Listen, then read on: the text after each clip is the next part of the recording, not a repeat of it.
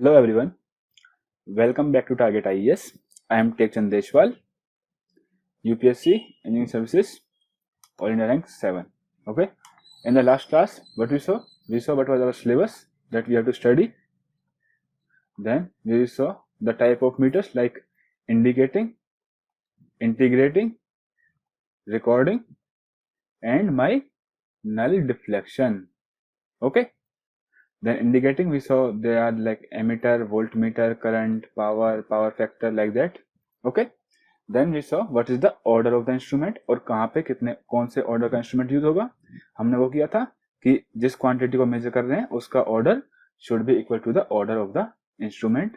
Okay, then we saw the concept of damping. Okay, so this was the curve, ये हमने कल नहीं देखा था. Okay, so here you can see this red curve, this is for under damped system, that is zeta is 0 to 1. They are some oscillations and then it will get stabilized. Okay, this black curve, this is for critically damped system, means if my system is critically damped. Okay, now this is for undamped. अगर कोई damping ही नहीं है तो my system will be oscillating. ये सब कुछ हमने individually देखे थे अलग अलग. If you don't remember let me show you. हमने अलग अलग देखे थे but now they are in the same diagram. हमने यहाँ पे सारे अलग अलग देखे थे. Like for under damped system there oscillations, for critically damped like this. Okay, and for over damped there will be sluggish or slow response. So we saw them but हमने वो सारे के सारे individually देखे थे. In a single diagram you can see all those things. This is my over damped system जिसमें मेरा zeta is greater than 1. अगर जीटा greater than 1 हो गया तो मेरा हो गया over damped system. Okay, now and this is my undamped system, there will only be oscillations. Okay, now in any measuring instrument there are three kinds of torque. Three kinds of torque are applied on a spindle and then it shows us the reading or then it measures the quantity. ठीक है, तीन तरह के torque लगते हैं. पहला damping torque. Damping torque is used to damp out the oscillations. अब जैसे मैंने आपको यहाँ पे दिखाया था, हम प्रैक्टिकली कितना वैल्यू रखते हैं जीटा का 0.6 to 0.8. तो 0.6 to 0.8 means here zeta is greater than 0 less than 1. तो इस पे मेरा कौन सा कर्व है? My curve is this oscillating curve. Okay, this one like this. So there are oscillations, so we need to damp out this oscillation so that my response should be quick. Like अगर मेरा pointer यहाँ से ऐसे घूम के जाता है इधर, so it will oscillate, थोड़ा थोड़ा oscillate करेगा and then it will stabilize. ठीक है, अगर मेरी डैम्पिंग बहुत कम होगी, like अगर मेरी डैम्पिंग होगी 0, तो मेरा जो पॉइंटर है, suppose this is my ammeter 1 2 3 4 5 6 like this. Okay, so here it is my pointer. अगर मेरी डैम्पिंग होगी 0, ठीक है, मीन्स अनडैम्प्ड सिस्टम है, तो मेरा ये पॉइंटर जाएगा, मेजर करेगा like this and it will oscillate like this only. It won't stabilise. ये किसी भी एक वैल्यू पे जाके नहीं रुकेगा. ओके, बट अगर मेरी डैम्पिंग हुई like 0.6. Okay, 0.6 means under damped system है. अंडर डैम्प्ड सिस्टम है तो मेरा ये लाइक अगर मेरी फाइनल वैल्यू जो मेरे को मेजर करनी है 1 2 3, सपोज मेरे सर्किट में 4 एम्पियर करंट है, तो ये पॉइंटर जाएगा 4 एम्पियर पे, then it will slightly oscillate and then oscillations will calm down और ये फाइनल वैल्यू दिखा देगा मुझे 4.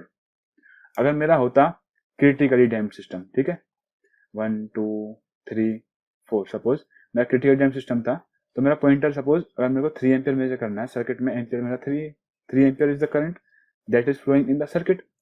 तो अगर मुझे 3 एम्पियर मेजर करना है तो मेरा पॉइंटर जाएगा यहाँ से, अगर क्रिटिकली डैम्प्ड सिस्टम है तो, ठीक है, जीटा इक्वल्स टू 1 है, तो सीधा पॉइंटर जाएगा मेरा 3 ampere and it will stop. It will just stop, there are no oscillations. क्योंकि क्रिटिकल तो एक आइडियल होता है. क्रिटिकली डैम्प्ड सिस्टम मींस एक आइडियल सिस्टम. अगर सपोज मेरा जीटा ग्रेटर देन 1 है, means over damped. Over damped में क्या होता है, मेरा रिस्पॉन्स क्या हो जाता है, स्लो. ठीक है, suppose it is 1 2 3 4, suppose 3 ampere measure करना है और मेरा जीटा इज ग्रेटर देन 1 है, ठीक है, तो ये क्या होगा, slowly slowly slowly slowly slowly slowly it will go and reach to the 3, but there also will be no oscillations. तो कौन कौन से केस में कोई भी ऑसिलेशन नहीं होगा, क्रिटिकली डैम्प्ड सिस्टम में एंड ओवर डैम्प्ड सिस्टम में there will not be any oscillations. ठीक है, अगर मेरा डैम्पिंग है ही नहीं, मींस अगर मेरा जीटा इज इक्वल टू 0 हो गया, तो मींस अनडैम्प्ड सिस्टम 1 2 3 4, तो क्या होगा, मेरा पॉइंटर जाएगा वैल्यू तक, oscillate, it will oscillate like this, and oscillations won't be damped out, ठीक है, वो होगा मेरा अनडैम्प्ड सिस्टम, ठीक है। अब इसी डैम्पिंग को अब मैंने यूज किया, सपोज जीटा मैंने यूज किया 0.6, तो 0.6 पे क्या है मेरा अंडर डैम्प्ड सिस्टम, और उसके लिए क्या था मेरा पॉइंटर जाएगा इस डायग्राम में, देखो इस डायग्राम में दिखाया था मैंने, यहाँ से मेरा पॉइंटर जाएगा और थोड़ा ऑसिलेट होगा and then it will settle down. अगर मेरे को फास्टली सेटल कराना है तो then I need a damping torque जो उन ऑसिलेशंस को डैम्प आउट कर दे, ठीक है। This is my damping torque, this torque is used to damp out और stop the oscillations of the pointer at the final steady state position. जितना मतलब सर्किट में करंट है या फिर जितनी वोल्टेज है जो मेजर करना है, मींस उस वैल्यू पे जाके वो स्टॉप कर जाएगा। Okay, now second is deflecting torque. Deflecting torque कौन सा होगा, जो उस पॉइंटर को डिफ्लेक्ट कराएगा, मींस इनपुट क्वांटिटी से जो टॉर्क जनरेट होगा जिसकी वजह से मेरा पॉइंटर मूव करेगा। And what is my controlling torque, controlling torque is used to balance the deflecting torque. कहीं ऐसा ना हो कि टॉर्क लगता रहे और मेरा पॉइंटर जाके सीधा हर बार मैक्सिमम वैल्यू पे जाके चिपक जाए। Like if my pointer is maximum here 5, अगर कंट्रोलिंग टॉर्क नहीं होगा तो क्या होगा, मेरा थोड़ा सा करंट आया, उस करंट से थोड़ा फोर्स जनरेट हुआ और फोर्स से पॉइंटर मेरा जाते जाते जाते जाते सीधा मैक्सिमम वैल्यू पे रुक जाएगा, अगर मेरा कंट्रोलिंग टॉर्क नहीं होगा, ठीक है। डिफ्लेक्टिंग टॉर्क और कंट्रोलिंग टॉर्क हम आगे भी देखेंगे, don't worry, but now first is my damping torque. हम इसको देखेंगे कितने टाइप्स के डैम्पिंग टॉर्क होते हैं और कौन सा डैम्पिंग किस डिवाइस में सूटेबल होता है और हम उसे कहाँ यूज करते हैं। See, this torque is used to damp out और stop the oscillations of the pointer at the final steady state position. Definition हमने पहले पढ़ी थी। Now there are 3 different types of damping, that is air friction damping, जहां पे मैं air को use करता हूं, एयर के फ्रिक्शन को। Second is fluid friction damping and third is my eddy current और electromagnetic damping. Okay, now first we will see air friction damping. See, there is a approximate diagram. That diagram is not very accurate. Here there is a vein. There is a vein. Vein क्या बोलते हैं, just कुछ नहीं है, बस steel का है। It is like this. तो ये थोड़ा लंबा होता है, like this. So when my pointer moves, this vein will come like this. ये इस मोशन में आएगा इधर की तरफ। So यहाँ पे जो एयर है ये उस एयर को क्या करेगा, कंप्रेस, और तो वो जो एयर है जो कंप्रेस होगी then it will exert a force on the vein and it will help in stopping the oscillations of the pointer. Means यहाँ पे जैसे जैसे एयर दबती जाएगी so there will no room for this type of oscillations, like air को compress expand compress ऐसे नहीं होने देगा, ये जाएगा। तो एयर का जो फ्रिक्शन है, जब एयर को आप कंप्रेस करोगे then that friction will be used to damp out the oscillation, so it is called air friction damping. कभी कभी ये अरेंजमेंट होता है मेरा और कभी कभी मेरा अरेंजमेंट ऐसा होता है। ये एक मतलब एग्जैक्ट डायग्राम नहीं है, यहाँ पे एक some kind of spindle type होता है, स्पिंडल। यहाँ पे suppose there is some rope kind, some wire, जिससे ये पिस्टन अटैच होता है। जब मेरा पॉइंटर घूमता है then my pointer moves, sorry when my pointer, जब मेरा पॉइंटर चलेगा 0 से 3 की तरफ, तो मेरा जो पिस्टन है यहाँ पे इस ग्लास चैम्बर में, माय पिस्टन मूव्स अपवर्ड, तो यहाँ पे एयर कंप्रेस होगी, देन दिस एयर कंप्रेशन और यहाँ पे एयर का friction it is used to damp out the oscillations. जब ये पिस्टन मेरा, अगर ये मेरा ग्लास चैम्बर है, जब मेरा पिस्टन ऊपर की तरफ मूव होगा तो यहाँ पे एयर कंप्रेस होगी, तो इसी के जो फोर्स से हमारे ऑसिलेशंस डैम्प आउट होंगे। Damp out means oscillations will be reduced, ठीक है। इसको हम यूज कहाँ पे करते हैं, अब यहाँ पे एयर को हम प्रेशराइज कर रहे हैं तो दैट मीन्स मेरे पॉइंटर में जो जा रहा है, घूम रहा है पॉइंटर, उसमें भी थोड़ा पावर होनी चाहिए। If that is very very less torque तो वो टॉर्क इसको मूव ही नहीं करा पाएगा। सो माई डिफ्लेक्टिंग टॉर्क और माई ड्राइविंग टॉर्क, जिससे मेरा पॉइंटर हिल रहा है, वो डिफ्लेक्टिंग टॉर्क थोड़ा ठीक ठाक क्वांटिटी में होना चाहिए। It should be significant so that air friction damping can be used. और वो किसके में होता है, मेरा मूविंग आयरन और इलेक्ट्रोमैग्नेटिक मूविंग कॉइल मीटर, इन दोनों में मेरा डिफ्लेक्टिंग टॉर्क सिग्निफिकेंट होता है, तो यहाँ पे हम एयर फ्रिक्शन डैम्पिंग यूज कर सकते हैं।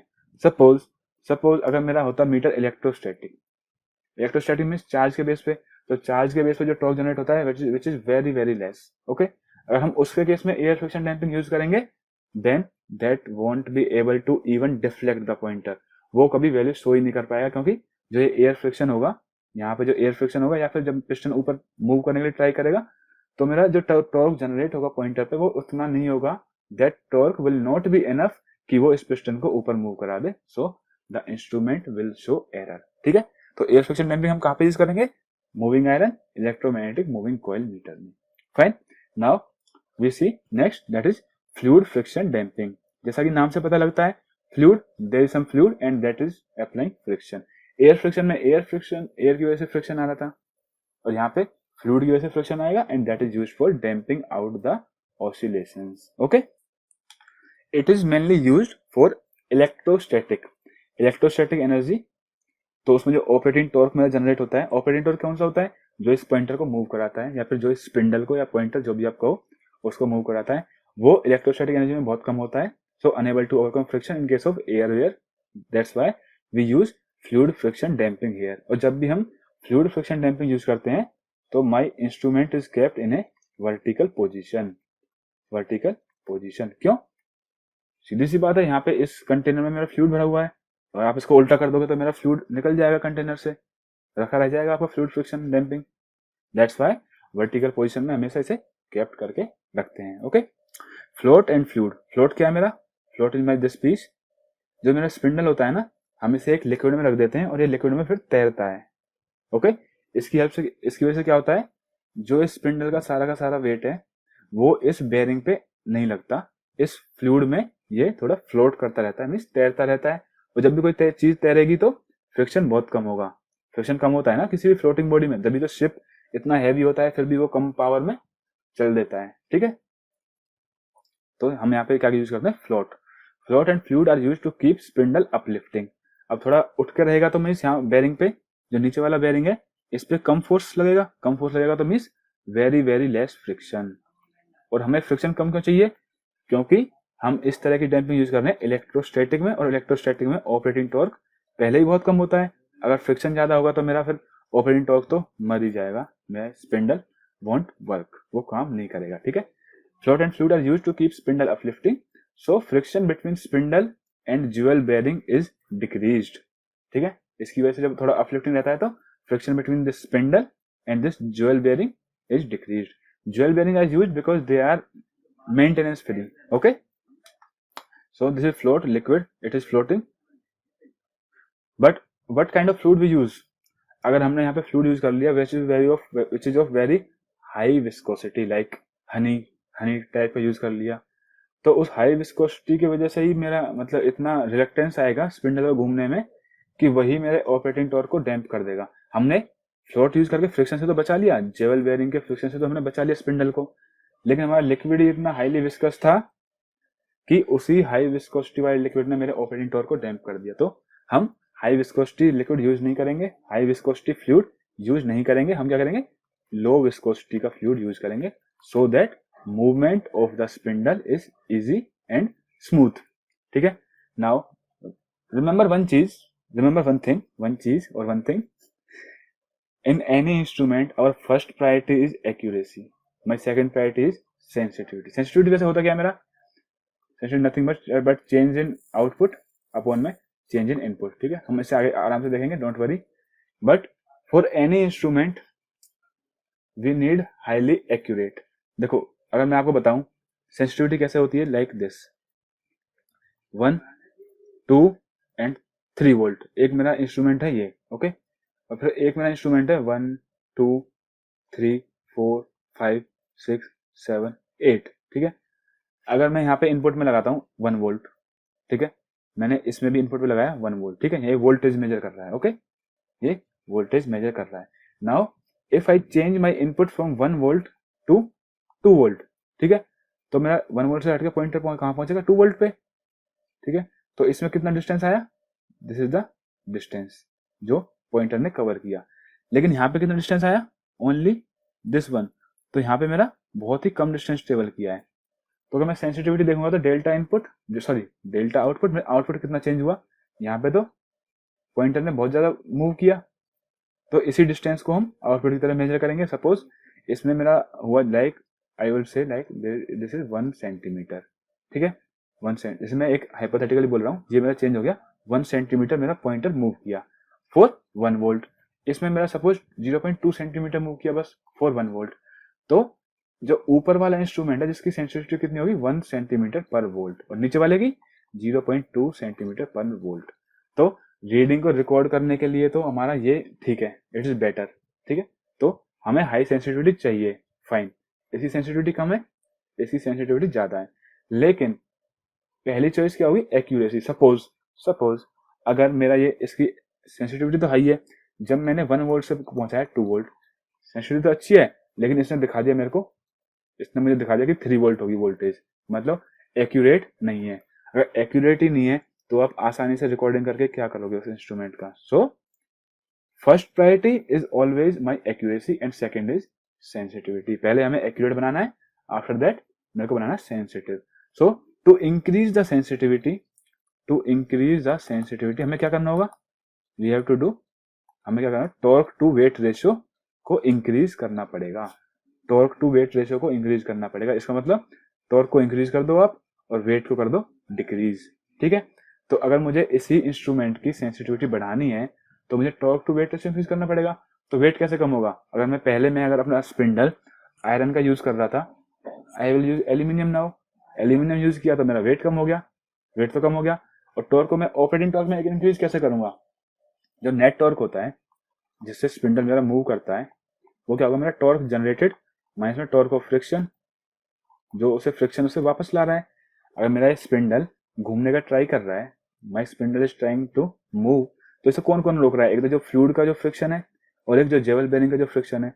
जेवल बेरिंग का मैंने कम कर दिया, फ्लूइड का भी मैंने लो विस्कोसिटी फ्लूइड यूज कर लिया, उससे ये भी मेरा कम हो गया। तो ठीक है, तो मेरे को नेट टॉर्क जो है, इस फॉर्म में जो नेट टॉर्क है, यहाँ पे जो नेट टॉर्क है मेरे को ये इंक्रीज करना है।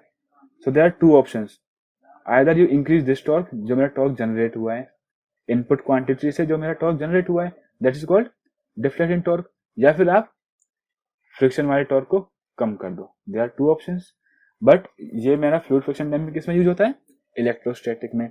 इलेक्ट्रोस्टैटिक में जो डिफ्लेक्टिंग टॉर्क जनरेट होता है, that torque is very less, तो यहाँ पे तो मैं ज्यादा बढ़ा नहीं सकता। ठीक है, ये तो ऑलमोस्ट कॉन्स्टेंट है, इसको मैं ज्यादा इंक्रीज नहीं कर सकता। So what I will do, I will reduce the friction. ठीक है, और फ्रिक्शन यूज करने के लिए मैंने यूज किया है माई फ्लोट एंड फ्लूइड। उसकी हेल्प से क्या रहेगा कि मेरा स्पिंडल फ्लोटिंग रहेगा तो फ्रिक्शन कम लगेगा, फ्रिक्शन कम लगेगा तो टॉर्क, फ्रिक्शन वाला टॉर्क कम होगा, my net torque will be high, और टॉर्क हाई वेट कम, that's why my sensitivity will be good. But first priority will be accuracy always, then sensitivity. So torque, मेरा torque increase हो गया, see here, weight कम, so torque to weight ratio increase, torque to weight ratio increase मतलब frictional error will be reduced, sensitivity increase, accuracy also increase. अगर मेरा error कम हो गया तो मेरी एक्यूरेसी भी बेटर होगी। तो this is used in electrostatic voltmeters और इलेक्ट्रोस्टैटिक मीटर। जो भी इलेक्ट्रोस्टैटिक होता है वहां पे टॉर्क जनरेट कम होता है, इसलिए वहां पे हम फ्लूइड फ्रिक्शन डैम्पिंग यूज करते हैं। Okay, now you can read this points. हमने सब कुछ एक्सप्लेन कर लिया है, अच्छे से समझ लिया है। Now we will have a plain reading of this content. Fluid friction damping is used where the operating torque is less. The float kept in the fluid is used to reduce the friction between the spindle and the bearing by uplifting the spindle slightly. यहाँ पे मैं float में तैरा दूंगा अपने spindle को, तो ये थोड़ा अपलिफ्ट होगा, तो यहाँ पे ज्वेल बेरिंग में यहाँ पे ज्यादा फ्रिक्शन नहीं लगेगा, क्योंकि ये थोड़ा उठ जाएगा, अपलिफ्ट हो जाएगा। Damp out the oscillations at the final steady state position. अब डैम्पिंग टॉर्क का मेरा काम ही क्या है, ऑसिलेशन को डैम्प करना है। तो जो फ्लूइड का फ्रिक्शन लगेगा, जब स्पिंडल फ्लूइड में घूमेगा वो फ्लोट, तो उसके फ्रिक्शन से मेरे ऑसिलेशन डैम्प होंगे। Third is jewel bearing is used to reduce the maintenance. ये बेरिंग का टाइप है जो वर्चुअली मेंटेनेंस फ्री होता है, एक तरह से वियर एंड टियर काफी कम होता है। The instrument which has high torque to weight ratio has low frictional errors.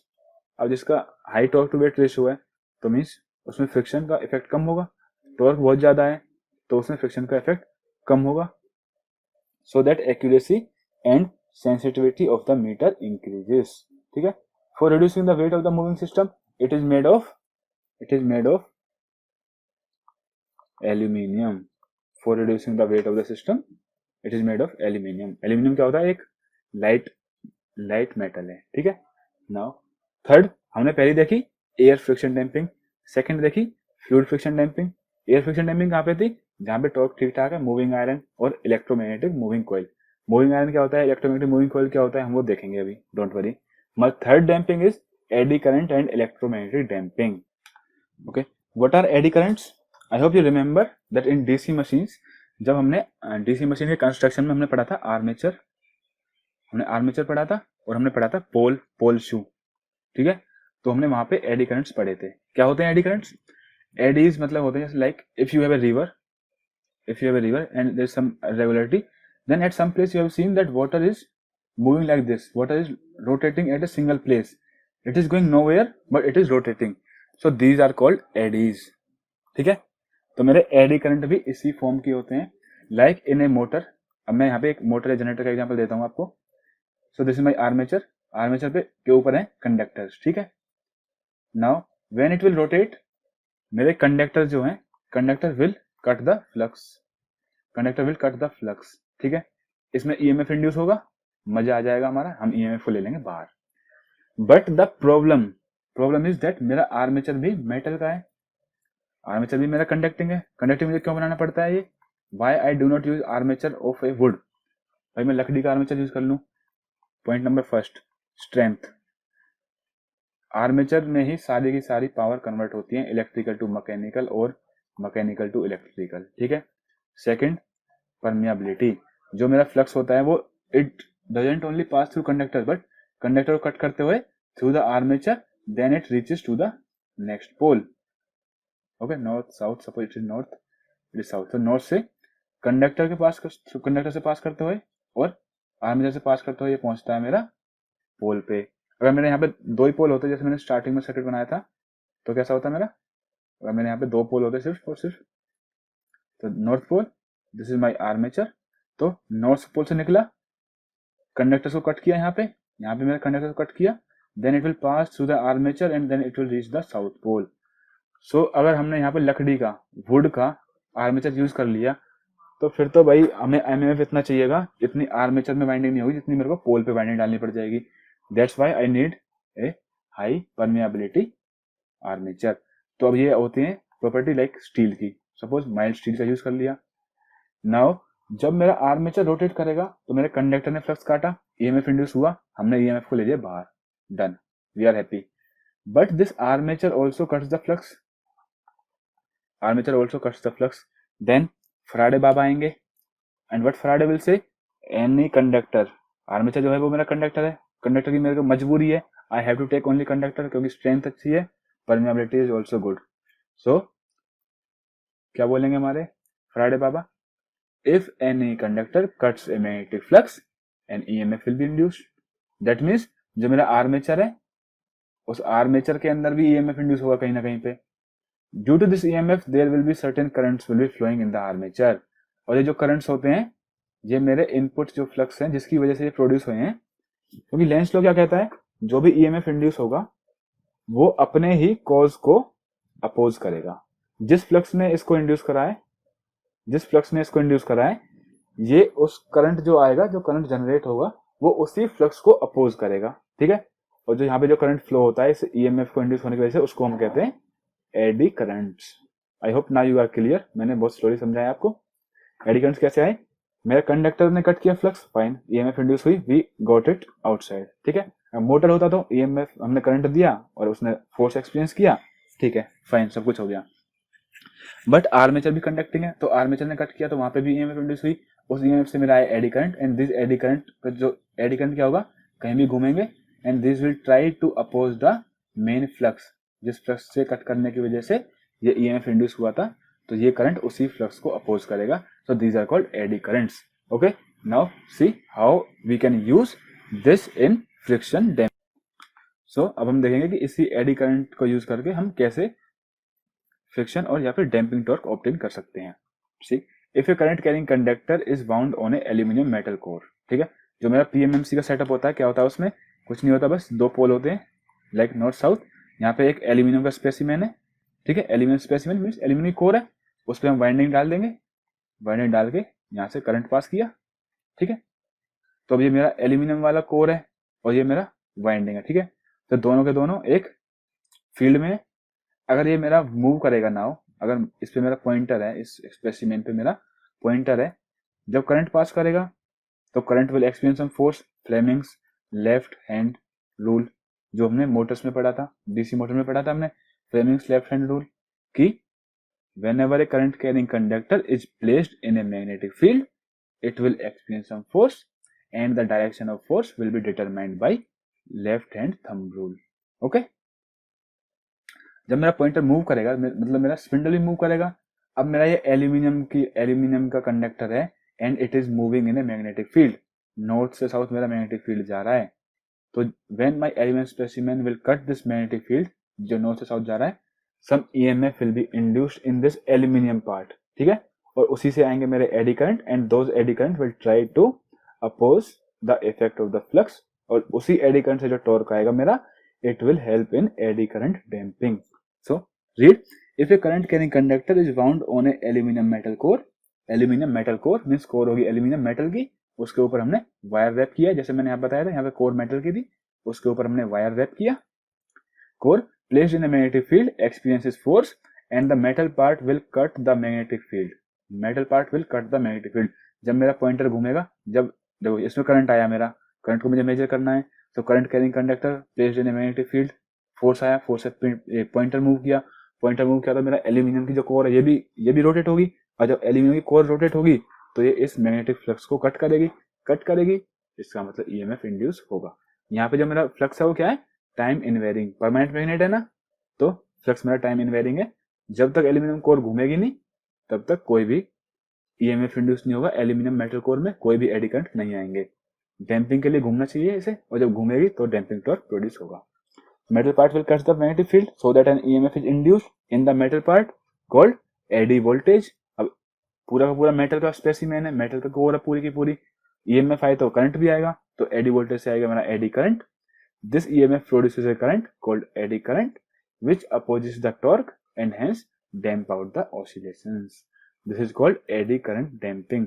अगर यही डैम्पिंग मेरी एक पीएमएमसी क्या होता है, परमानेंट मैग्नेट मूविंग कॉइल, ठीक है, north south permanent magnet moving coil means एक कॉइल है इस एल्यूमिनियम कोर पे और ये कॉइल मेरी मूव कर रही है, तो it is permanent magnet moving coil. अगर इसमें है ये damping then it is called eddy current damping.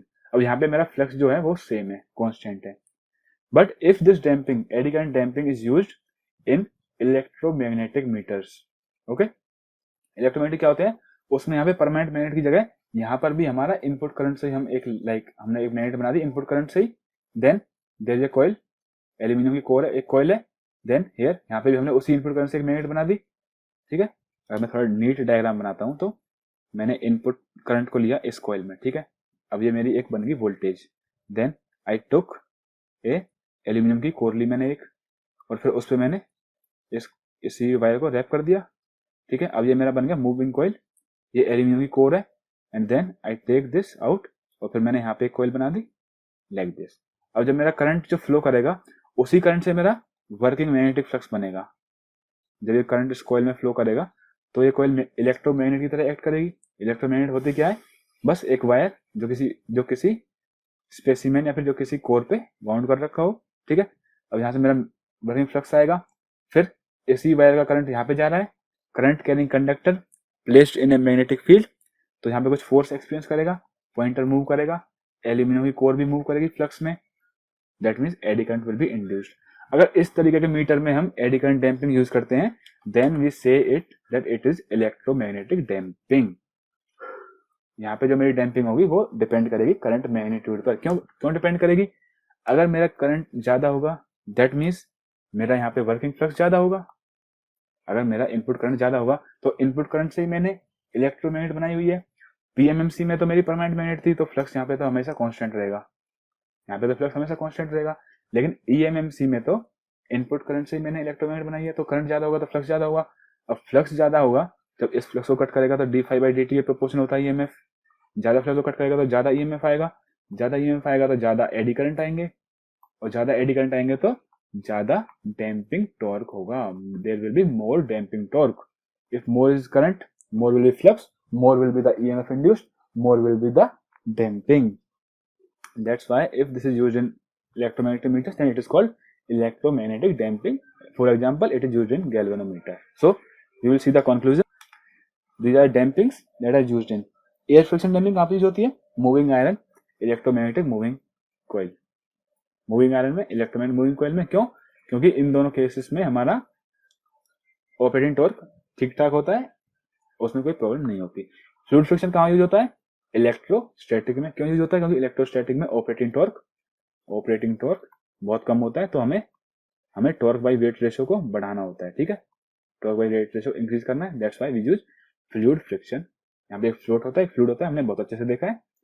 Then AD current damping मैंने आपको बताया कैसे काम करती है, पीएमएमसी में, परमानेंट मैग्नेट मूविंग कॉइल में, और इलेक्ट्रोमैग्नेटिक कहाँ यूज होता है, गैल्वेनोमीटर में। Okay, I hope now you are clear with the damping torque. Now the next topic is our deflecting torque. ठीक है, तो डिफ्लेक्टिंग टॉर्क एक बड़ा टॉपिक है। Deflecting torque is proportional to the quantity to be measured. अगर मैं current को measure कर रहा हूं तो मैं इस तरीके से एक इंस्ट्रूमेंट डिजाइन करूंगा जो मेरा डिफ्लेक्टिंग टॉर्क प्रोड्यूस करेगा प्रोपोर्शनल टू करंट। अगर मैं वोल्टेज को मेजर कर रहा हूं तो deflecting torque will be proportional to voltage. मैं पावर को मेजर कर रहा हूं तो deflecting torque will be proportional to power only. ठीक है, तो डिफ्लेक्टिंग टॉर्क होता है जिस क्वांटिटी को हम मेजर कर रहे हैं उसी के प्रोपोर्शन में प्रोड्यूस होता है। और कैसे कैसे प्रोड्यूस होता है, they are various principles like electromagnetic, electrostatic, thermal, induction भी होता है एक, induction, thermal etcetera. Deflecting torque is produced in the indicating instrument by this principles. ठीक है, तो एक तो इलेक्ट्रोमैग्नेटिक से होगा, इलेक्ट्रोमैग्नेटिक से कैसे होगा, मैंने कॉइल बनाई, मैंने उसमें एल्यूमिनियम की कोर बना के उसमें वाइंडिंग लगा दी, इलेक्ट्रोमैग्नेटिक से होगा। इलेक्ट्रोस्टैटिक से चार्ज की हेल्प से होगा, इंडक्शन की हेल्प से वही होगा जब मेरा फ्लक्स कट करेगा तो उसमें भी ईएमएफ इंड्यूस होगा, उससे करंट आएगा तो current carrying conductor placed in a magnetic field experiences force. और थर्मल मींस हीटिंग इफेक्ट से होगा मेरा डिफरेंट टॉर्क। किसी भी वायर को मैं हीट करूंगा, हीट से उसमें या तो एक्सपेंशन होगा या फिर कॉन्ट्रैक्शन होगा, कुछ भी हो सकता है हीट घटाने बढ़ाने से, तो उसकी हेल्प से एक टॉर्क मिलेगा and that is the deflecting torque. One by one हम सब कुछ देखेंगे, लेकिन first see the controlling torque. Okay, controlling torque. अब मैंने आपको बताया था कंट्रोल टॉर्क यूज क्यों होता है। अगर कंट्रोल टॉर्क नहीं होगा, suppose this is my 1 meter, it is 0 1 2 3 4। Okay, suppose this ये मेरा एक एमीटर है, ठीक है, और ये एमीटर मेरा किसी सर्किट में करंट मेजर कर रहा है, जिस सर्किट में करंट फ्लो कर रहा है 3 एम्पियर। अब जब मैंने ये एमीटर उस सर्किट में लगाया, what is my current, 3 ampere. Suppose this is my PMMC, ठीक है, परमानेंट मैग्नेट मूविंग कॉइल। क्या होगा, नॉर्थ साउथ एक कोर है, उस पे इसके ऊपर कॉइल वाइंड है और यहाँ से करंट आ रहा है मेरा 3 एम्पियर। अब जब तक मेरा एमीटर सर्किट में रहेगा उसके अंदर से करंट फ्लो करता रहेगा 3 ampere. Here is permanent magnet north south, flux भी हमेशा रहेगा। परमानेंट मैग्नेट का काम क्या है, it will always be providing flux, तो फ्लक्स आता रहेगा मेरा, करंट भी मेरा आ रहा है, सो टॉर्क विल बी NBIA। कैसे होता है अभी बता देंगे, डोंट वरी, बस ये होता है different torque is proportional to current. N constant है, B कांस्टेंट है, A कांस्टेंट है, A area of specimen, B है मैग्नेटिक फील्ड डेंसिटी, N है नंबर ऑफ टर्न्स। कुछ भी नहीं पता, कोई बात नहीं, अभी जब डिफरेंट टॉर्क करेंगे तो उसमें सबसे पहला यही है, डोंट वरी। मेरा डिफरेंट टॉर्क किसके प्रोपोर्शनल आया, करंट के। अब करंट अगर मेरा कंटिन्यूसली फ्लो कर रहा है तो इसका मतलब मेरा कंटिन्यूसली डिफरेंट टॉर्क आता रहेगा, डिफरेंट टॉर्क जनरेट होता रहेगा। तो क्या होगा, मेरा पॉइंटर मूव करेगा, my pointer will move move move move. अब रुकेगा थोड़ी है, अगर 3 पे पहुंच भी जाएगा करंट तो उसके बाद ही फ्लो कर रहा है, इसका मतलब फिर और आगे जाएगा और आगे जाएगा, एंड इट विल, जहां पे मीटर का एंड होगा ना वहां पे जाके मेरा पॉइंटर स्टक हो जाएगा, मेरा पॉइंटर वहां पे जाके रुक जाएगा बस। क्योंकि जब तक करंट फ्लो कर रहा है तब तक उसे फोर्स लगता जा रहा है, टॉर्क लगता जा रहा है, उसे रोकने वाला तो कोई है नहीं, वो गया। अगर आप सोच रहे हो कि मेरा डैम्पिंग टॉर्क उसे रोक देगा, तो डैम्पिंग टॉर्क तो सिर्फ और सिर्फ ऑसिलेशंस को स्टॉप करता है बस, जो वहां पे फाइनल पोजीशन में जो ऑसिलेशंस होते हैं, डैम्पिंग टॉर्क सिर्फ उसको स्टॉप करने का काम आता है। अब यहाँ पे तो मेरा ये पॉइंटर मूव करता जाएगा जब तक टॉर्क लगता रहेगा, और जो भी फाइनल वैल्यू है मीटर की वहां पे जाके चिपक जाएगा, अगर मेरा मीटर इतना बड़ा है तो। ठीक है, अब क्या होगा, now if I remove the ammeter from the circuit, अगर मैंने एमीटर को रिमूव कर दिया, करंट कितना हुआ मेरा, 0। करंट 0 तो मेरा टॉर्क क्या हुआ, 0। लेकिन इसको तो वापस लाने वाला भी कोई नहीं है, ये तो टॉर्क ही तो था जिसने इसे वहां पहुंचाया था। Now it won't come back to the 0 if my current is 0। So there are 2 problems, कि पहली बात तो ये अपनी वैल्यू पे जाके रुका नहीं, यहाँ पे जाके ये रुका नहीं क्योंकि टॉर्क लगता रहा और ये ऊपर जाता रहा। Second, now when my current became 0 it didn't come back, क्योंकि कोई स्प्रिंग नहीं थी, कोई भी इसे वापस बुलाने वाला नहीं था। अगर मेरा नेगेटिव टॉर्क होता, कहीं से भी मेरा नेगेटिव टॉर्क मींस अगर मेरे करंट की डायरेक्शन रिवर्स हो जाती, इस PMMC में मेरी करंट की डायरेक्शन रिवर्स हो जाती, तब तो फिर ये मेरा नेगेटिव टॉर्क से वापस आता और आके जीरो पे टिक जाता, ठीक है। बट सर्किट में तो ऐसा होगा नहीं कि भाई मैंने लगाया, एमीटर वहां पहुंच गया, now I want to bring it back to zero, so reverse the terminals, then make the current flow, और फिर ये वापस जीरो पे आएगा, ऐसा तो होगा नहीं सर्किट में। So there are two problems, ना तो ये वापस जीरो पे आ रहा है और ना ये अपनी फाइनल वैल्यू पे जाके रुक रहा है, ठीक है। क्यों नहीं रुक रहा, उसका रीजन हमने देख लिया, करंट कंटिन्यूसली फ्लो कर रहा है, करंट कंटिन्यूस फ्लो कर रहा है, फ्लक्स कंटिन्यूस है वहां पे, तो टॉर्क भी कंटिन्यूसली टॉर्क लग रहा है, that's why it is not stopping eight its final value. इसके लिए हम यूज करते हैं फिर कंट्रोलिंग टॉर्क, ठीक है। Read, control torque is used to produce balanced opposite torque to the deflecting torque and that keep the pointer at the balanced position।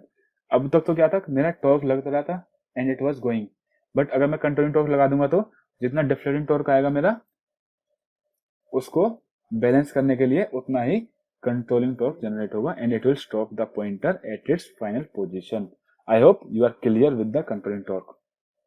In the absence of deflecting torque किससे आता है मेरा, input से, that means you can say in the absence of input the control torque is used to bring the pointer back to the zero initial position। अब मेरी एक problem तो मेरी ये थी कि ये यहाँ पे अपनी फाइनल पोजीशन पे रुक नहीं रहा था। सेकंड प्रॉब्लम वाज दैट जब ये एक बार पहुंच गया वहां पे तो ये वहां से वापस जीरो पे भी नहीं आया जब मैंने ये सर्किट में से निकाल लिया, तो उसमें मेरा कंट्रोल टॉर्क हेल्प करता है। In the absence of input or in the absence of deflecting torque, the control torque is used to bring the pointer back to the zero initial position, ठीक है। So there are two functions of controlling torque, एक तो ये balanced opposite torque provide करता है deflecting torque के, so that my pointer stops at a final position, steady state position, और जब input नहीं होता then it helps to bring the pointer back to the zero value, ठीक है। इसके लिए हमारा यूज होता है कंट्रोल टॉर्क, ठीक है। नाउ वी विल सी कैसे कैसे हम यूज करते हैं कंट्रोलिंग टॉर्क को, means how many types of controlling torque are. तो पहला कंट्रोलिंग टॉर्क होता है मेरा, एक हम यूज करते हैं वर्टिकली माउंटेड मीटर्स के लिए ग्रेविटी कंट्रोल, ठीक है। For vertically mounted meters gravity control is used, ठीक है। और ग्रेविटी कंट्रोल कैसे काम करता है, जब मेरा मीटर वर्टिकल पोजिशन में हो तो there is a mass, like there is a mass connected, this is the mass, इसका वेट m है। जब मेरा पॉइंटर मूव करेगा, जब मेरे पॉइंटर पे लगेगा डिफ्लेक्टिंग टॉर्क, तो मेरा पॉइंटर मूव करेगा अपनी फाइनल पोजीशन की तरफ, तो ये मास शिफ्ट होकर कहां पहुंचेगा, यहाँ पे। Now this weight, this is w and this angle will be 90 minus का थीटा। सो अगर इस डायरेक्शन में मैं देखूंगा यहाँ पे सी, मैं फिर से बनाता हूँ डायग्राम को, this is my mass m, okay. पहले मेरा लग रहा था वेट नीचे w, वेट तो अभी भी नीचे लगेगा, W वेट अभी भी डाउनवर्ड लगेगा क्योंकि ग्रेविटी कहाँ एक्ट कर रही है, नीचे की तरफ मेरी ग्रेविटी एक्ट कर रही है। This is my angle theta, this is my angle 90 and this angle will be 90 minus का थीटा, ओके। कैसे होगा तो आप देख लो, ये देख लेते हैं आप, अगर आपको पता नहीं तो ये कैसे होगा। It is 90, it is theta and this is also, ये दोनों क्या है मेरी वर्टिकल लाइन्स है।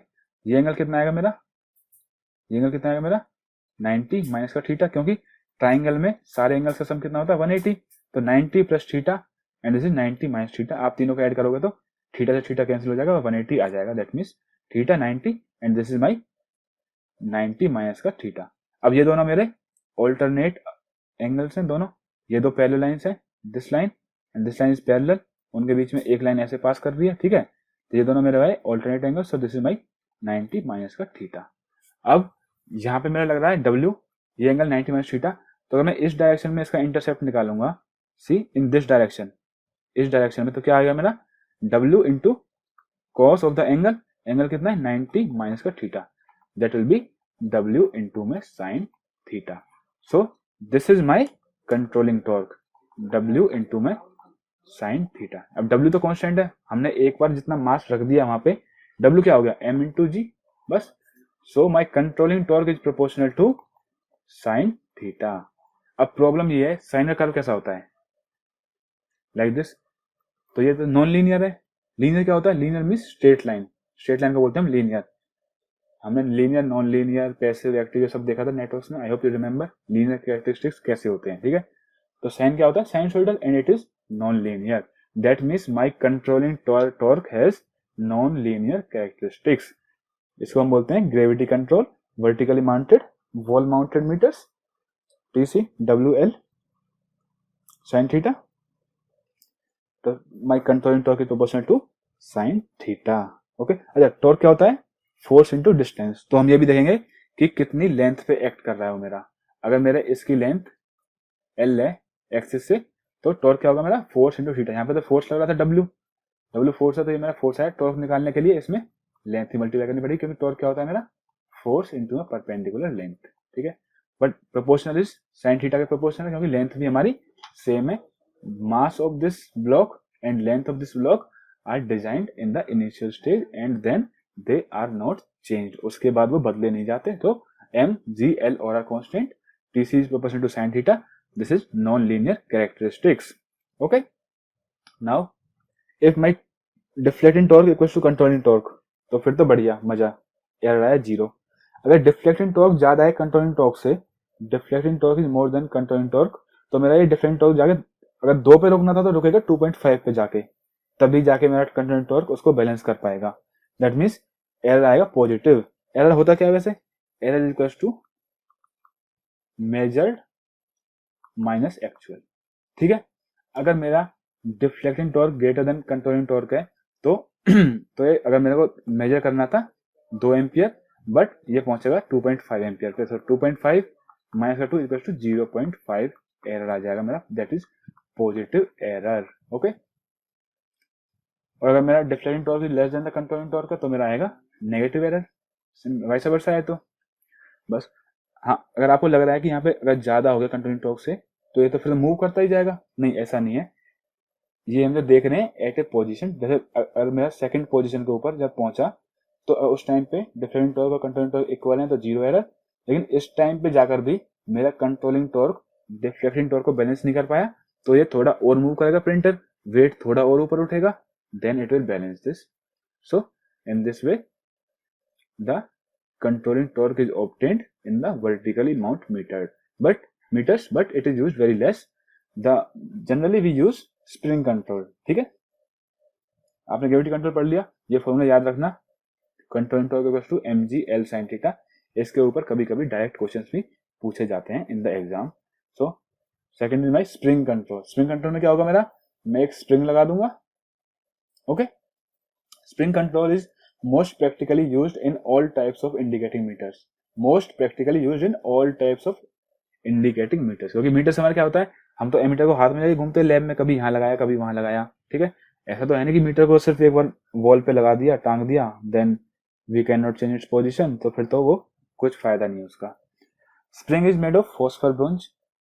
फॉस्फर ब्रोंज क्यों बनाते हैं spring, it is less affected by temperature. इसका टेम्परेचर ग्रेडियंट बहुत ही कम होता है and has longer life. Spring कैसे काम करती है मेरा, let's see. This is my spring control. Spring means मैंने यहाँ पे एक स्प्रिंग लगा दी, दिस इज माय स्प्रिंग, और इसको एक बॉडी से, यानी कि इंस्ट्रूमेंट की जो बॉडी है उसके अंदर यहाँ पॉइंटर, तो स्प्रिंग को लगा के मैंने बॉडी से कनेक्ट कर दिया. ये वो हमारा इलेक्ट्रिकल वाला ग्राउंड नहीं है, ये कहीं आप इसको इंडक्टर कह दो और इसको कह दो ग्राउंड 0 वोल्ट, नहीं. ये स्प्रिंग है और ये उसकी सपोर्ट है. ठीक है. I hope you are clear with this. ये स्प्रिंग है और ये उसकी सपोर्ट है. ओके. डिफ्लेक्टिंग टॉर्क लगेगा तो मेरा पॉइंटर मूव करेगा कुछ वैल्यू शो करने की तरफ. जब मेरा पॉइंटर मूव करेगा तो मेरी स्प्रिंग खिंचेगी यहाँ पे, और स्प्रिंग खिंचेगी तो स्प्रिंग क्या होगी, कुछ ना कुछ उसे वापस लाने के लिए कुछ फोर्स लगाएगी, और वही हो जाएगा मेरा कंट्रोलिंग टॉर्क. जितना ज्यादा पॉइंटर ऊपर जाएगा, सी, जितना ज्यादा पॉइंटर ऊपर जाएगा, ये एंगल थीटा, सॉरी लाइन टेढ़ी होगी, जितना ज्यादा एंगल ऊपर जाएगा ये एंगल थीटा उतना ही इंक्रीज होगा. Got it. ये एंगल थीटा उतना ही इंक्रीज होगा और उतना ही ज्यादा मेरा लगेगा controlling torque. So my controlling torque is proportional to theta movement. अब ये हो गया मेरा लीनियर कैरेक्टरिस्टिक्स. साइन थीटा में तो ये वाला करवा था, अब theta torque controlling torque proportional to theta, that means like this. If this is TC theta. Theta में यहाँ पे जब भी कहीं भी थीटा को हम इंडिविजुअल यूज करेंगे, जैसे साइन में यूज नहीं करते, साइन थीटा कॉस थीटा नहीं हो, खाली थीटा हो, तो वो होता है हमारा रेडियन में. Okay. So TC proportional to theta, TC equals to K theta. जब बैलेंस होगा पॉइंटर, जिस पॉइंट पे जाके बैलेंस पॉइंटर रुक जाएगा मेरा, जिस पॉइंट पे जाके, वहां पे क्या होगा मेरा डिफ्लेक्टिंग टॉर्क और कंट्रोलिंग टॉर्क दोनों हो जाएंगे balance, torque D equals to torque C, torque deflecting equals to torque controlling. तो टीसी क्या है, कंट्रोलिंग टॉर्क, टॉर्क की यूनिट क्या होगी, फोर्स की यूनिट क्या होती है, फोर्स होती है न्यूटन, और टॉर्क क्या है मेरा, force, force into perpendicular distance, perpendicular distance क्या होगी meter, so it is newton meter. आपने गाड़ी की एडवर्टाइजमेंट जो होती है उसमें भी देखा होगा, टॉर्क की यूनिट क्या होती है न्यूटन मीटर। ओके, और के क्या हो गया मेरा, टीसी पे थीटा, के थीटा, के हो गया मेरा स्प्रिंग कांस्टेंट। स्प्रिंग कांस्टेंट कैसे निकालेंगे हम, spring constant equals to tau C by theta, torque की यूनिट क्या है न्यूटन मीटर, और थीटा क्या है radian, so newton meter per radian. और अगर कहीं पे किसी ने बौखलाती कर दी एग्जामिनर ने और वो कह रहा है थीटा को नहीं डिग्री में यूज करो, तो के क्या होगा न्यूटन मीटर पर डिग्री, ऐसा भी हो सकता है, ठीक है। But first choice is radian, कुछ नहीं दिया तो रेडियन में लगे करना। बट अगर एग्जामिनर स्पेशली चाहता है कि आप मैं चेक करूं कि इन्हें डिग्री से रेडियन कन्वर्ट करना आता है नहीं आता, या रेडियन से डिग्री में या रेडियन से डिग्री में कन्वर्ट करना आता है नहीं आता, तो एग्जामिनर क्या करेगा वो डिग्री में यूज कर सकता है। बट यू शुड नो के दोनों में हो सकता है। थीटा क्या है मेरा deflecting angle. Okay, now how does the spring works, let's see this. किसकी बनाते हैं हम इसे, फोर्स पर बॉन्ड की बनाते हैं, क्यों, so that effect of temperature is less, effect of temperature is less plus life is long. Okay, तो स्प्रिंग बनती किससे, एक ही वायर को हम ऐसे ऐसे गोल गोल रैप कर देते हैं अराउंड द स्पिंडल, ऐसे ऐसे रैप कर देते हैं एंड इस एंड को कहीं पे फिक्स कर देंगे हम, जो ये वाला एंड है इसको हम कहीं पे फिक्स कर देंगे, ठीक है। ऐसी बनेगी मेरी स्प्रिंग। ये मेरा बेरिंग्स है, यहाँ पे ऊपर नीचे बेरिंग्स है, ये मेरा है स्पिंडल, स्पिंडल, ये है मेरा पॉइंटर, और ये है मेरा स्केल, ये है मेरा स्केल जहाँ पे हम वैल्यू को मेजर करते हैं, ठीक है। अगर मैं एक वायर यूज कर रहा हूँ स्प्रिंग बनाने के लिए, ठीक है, ये वो वाली स्प्रिंग नहीं है जो हमने देख रही है जैसे कि हम किसी भी डिवाइस में देखते हैं, it is spring this kind, ठीक है। आपने ये स्प्रिंग शायद कहीं पे देखी भी हो, जैसे if you remember it, like जो गाड़ी होती है कार, कार में जो फ्रंट सीट के ऊपर विंडो के ऊपर एक हैंडल होता है पकड़ने वाला, जिसको हम पकड़ के नीचे खींच लेते हैं तो वो वापस ऊपर जाता है, तो उसमें भी इसी तरह की स्प्रिंग होती है, like this and like this this this and like this, ठीक है। तो उसमें भी ऐसी ही स्प्रिंग यूज होती है। तो अगर स्प्रिंग का जो वायर है उसकी लेंथ L है, ब्रेथ B है और थिकनेस T है, तो हमारे पास सीधा K स्प्रिंग कांस्टेंट निकालने का फॉर्मूला है, K इक्वल्स टू EB/T³/12L, ठीक है। ये फॉर्मूला आप याद रख लेना, एक बार इस पे क्वेश्चन आया हुआ है, EB इक्वल्स टू, एक नहीं से दो बार आया हुआ है, K equals to EB/T³/12L। T क्या थिकनेस, L क्या लेंथ, B क्या breadth and E equals to Young's modulus, जो आपको क्वेश्चन में गिवन होगा। अदरवाइज इन मैक्सिमम क्वेश्चंस हमको सीधा का सीधा K गिवन होता है, ठीक है। Now we have completed our damping torque and controlling torque. Deflecting torque कैसे कैसे जनरेट होता है, for that we have different methods like electromagnetic, electrostatic, induction, thermal, ठीक है। In the next session we will see them one by one. Thank you very much. See you in the next session. Bye bye.